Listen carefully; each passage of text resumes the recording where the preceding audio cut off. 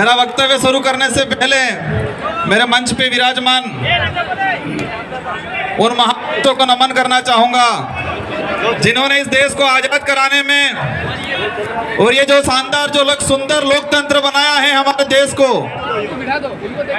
इस लोकतांत्रिक व्यवस्था को स्थापित करने में इन महापुरुषों को मैं नमन करना चाहूंगा। और साथ ही ये जो लोकसभा चुनाव को लेके ये जो जन सैलाब इस कार्यक्रम में हमारे पार्टी पदाधिकारी एवं भारत आदिवासी पार्टी से हमारे पूर्व सांसद प्रत्याशी भाई कांतिलाल जी, दोनों विधायक महोदय, हमारे प्रधान, हमारे नारी शक्ति और डूंगरपुर और बांसवाड़ा से पहुंचे हुए सारे वडीलों को मेरी ओर से जोहार करना चाहूंगा।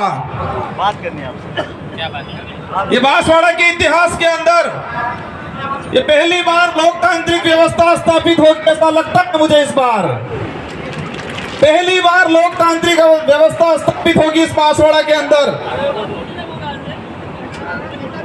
इन महापुरुषों ने बलिदान दिया इस देश को आजाद कराने के लिए। इस देश की जो चाबी है आम जनता के हाथ में दी और वो चाबी के रूप में ये वोट दिया है हमें। और इस बार ये लोकतंत्र की इस चाबी का ऐसा उपयोग करना है कि जो नेता ईडी के डर से भाग गए हैं उनका ताला हमेशा के लिए लॉक हो जाए। इस तरह से इस बार इस चाबी का उपयोग करना है। साथियों, समय काफी हो चुका है। मैंने तय किया था कि मैं कुशलगढ़ अप्पा की जगह की धरती से नामांकन के लिए आऊंगा और कुशलगढ़ अप्पा की जगह की धरती से हमारे जो साथी और वडील आए हैं और साथ ही वर्तमान में जो स्थिति बनी हुई है, एक समय के अंदर कांग्रेस के दिग्गज नेता के रूप में जाने जाते थे। यहाँ के बड़े बुजुर्ग उनको भगवान के रूप में मानते थे, लेकिन इन बड़े बुजुर्गों की भावनाओं के साथ खिलवाड़ करके, इनके सपनों के साथ कहीं न कहीं दुर्व्यवहार करके और इन लोगों ने जिस तरह से कांग्रेस को धोखा दे के भाजपा में चले गए और कहने लगे, ये 2 महीने पहले तो बोल रहे थे कि भाजपा जुमलेबाज है और आज वही नेता बोल रहे हैं कि भाजपा और मोदी के विजन से मैं चला गया। इस मंच के माध्यम से मैं ऐसे नेताओं को चेतावनी देना चाहता हूं कि ये लोकतंत्र है। बांसवाड़ा और डूंगरपुर की जनता के साथ और कांग्रेस के नेताओं के साथ और कांग्रेस की पार्टी के अंदर खा पी के बढ़ पड़ के बाहरपन से लगा के सांसद तक बने, मंत्री तक बने, उन बड़े बुजुर्गों के साथ धोखा किया।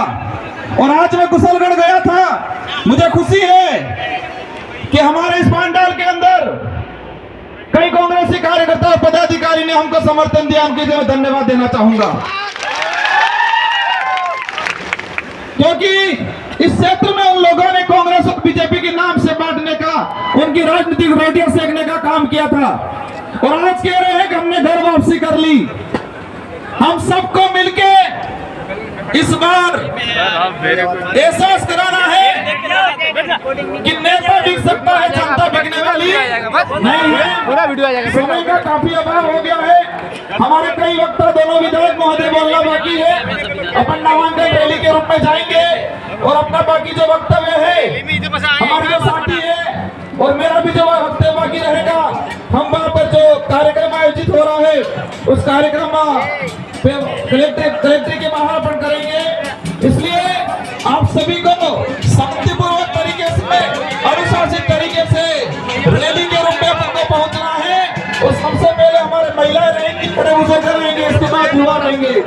और जो सरपंच गण आए हैं उन सरपंच साथियों से भी कहना चाहूंगा कि आपको वो डरा रहे हैं कि जांच करा लेंगे, लेकिन आपको मैं कहना चाहूंगा आप 300 सरपंच मिलकर उनकी जांच के लिए लेटर लिखो, उनकी हवा निकल जाएगी।